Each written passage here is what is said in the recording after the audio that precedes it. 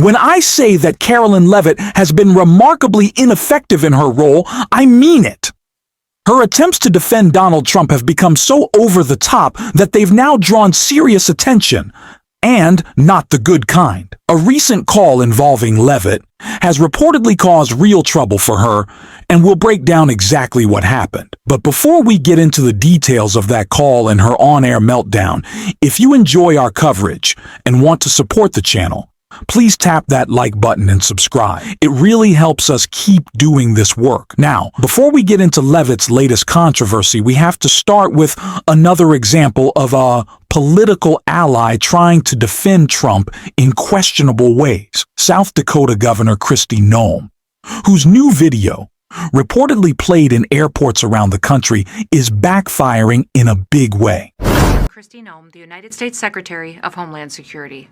It is TSA's top priority to make sure that you have the most pleasant and efficient airport experience as possible while we keep you safe.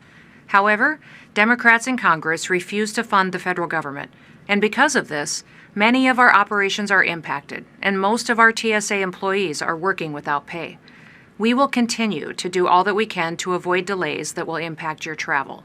And our hope is that Democrats will soon recognize the importance of opening the government. While the Botox-faced fascist Christine wants us to have to see that video at every airport, Portland, SeaTac, and Westchester airports among those refusing to play Christine's video in TSA lines. Some U.S. airports are refusing to play a video of Secretary of Homeland Security Kristi Noem blaming Democrats for the federal government shutdown. The video, first obtained by Fox News, is intended to play at security lines with Noem stating, "It is TSA's top priority to make sure that you have the most pleasant and efficient airport experience as possible while we keep you safe." She also says, however, Democrats in Congress refuse to fund federal government, and because of this, many of our operations are impacted and most of our TSA employees are working without pay. In an email to CNN, a spokesperson for the Port of Portland, which operates Portland International Airport, Hillsborough Airport, and Troutdale Airport, confirmed a request came for the Transportation Security Administration to display the video message. "We did not consent to playing the video in its current form as we believe the Hatch Act clearly prohibits the public asset for political purposes and messaging," said Molly Prescott, spokesperson for the Port of Portland. The Hatch Act is a 1939 law which prohibits political activities of federal employees to ensure government programs are administered in a nonpartisan fashion. So, Governor Kristi Noem won't be getting the spotlight she was hoping for. And honestly, that might be a relief for many travelers already frustrated with the ongoing chaos in air travel under Donald Trump's leadership. With flight delays, cancellations, and constant issues in transportation, the last thing anyone needs is more political messaging adding to the noise. Noem has spent years building a strong MAGA-aligned public image, but her latest messaging effort, especially around the government shutdown, hasn't landed well.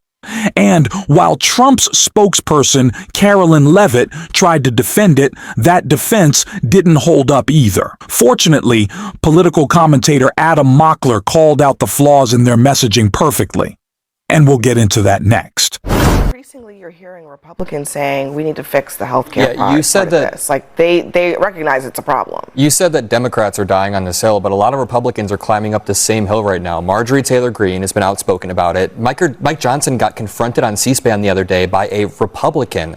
I don't know. I know I'm a lot younger than you, so I'm closer to like 5th grade government 101, but this takes compromise. If you have 53 Republicans and you can't get 7 Democrats to sign on, that means they're not compromising. There were 13 CRs passed under Biden because they let Republicans into the room and they said, listen, you guys can talk to us, we'll talk to you, we'll negotiate. In this case, Democrats are essentially being shut out, and Donald Trump is posting AI memes of Hakeem Jeffries with a sombrero. So if you want to talk about a circus, it's a meme war. It's reciprocal from the Democrats. Donald Trump is the president. He should have a So let me just.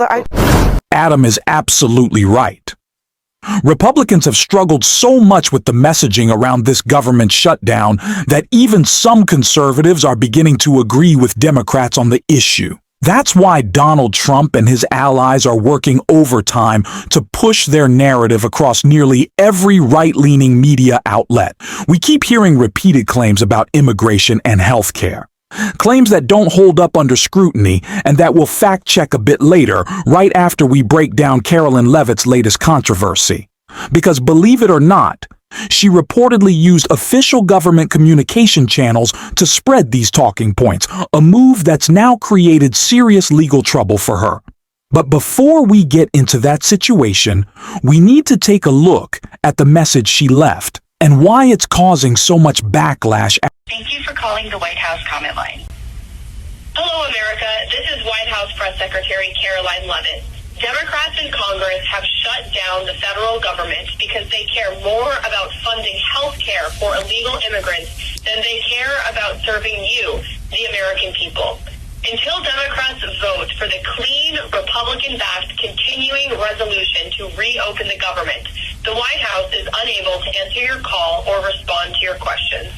We look forward to hearing from you again very soon. And in the meantime, please know President Trump will never stop fighting for you.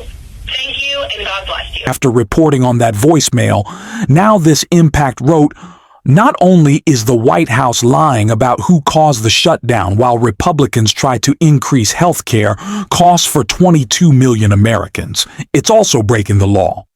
The voicemail from Leavitt violates the Hatch Act, which prohibits White House employees from engaging in partisan attacks. And after this call went viral, Leavitt, along with other Trump administration officials, was busted with Citizens for Responsible Ethics in Washington filing a Hatch Act complaint. Leavitt got served this time because several Trump administration officials, of course including herself, appeared to have violated the Hatch Act by making partisan statements about New York City mayoral candidate Zora Mandani's campaign in their official capacities, according to Citizens for Responsible Ethics in Washington.